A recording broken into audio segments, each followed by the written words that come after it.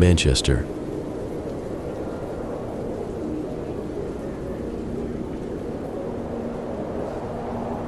The air feels heavy, dense with memories of factories that once roared. Their steel skeletons now rusting away in silence.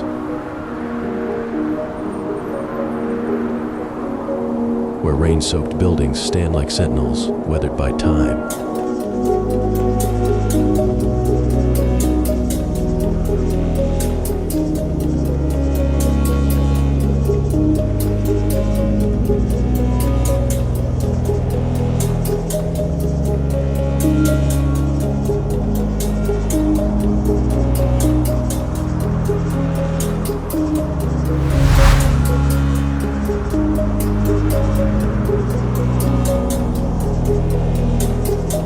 In Manchester, even the light feels cold.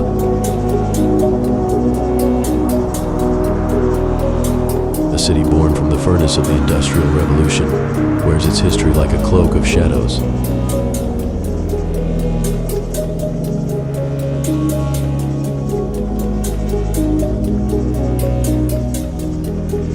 Streets wind through the heart of a metropolis that knows hardship.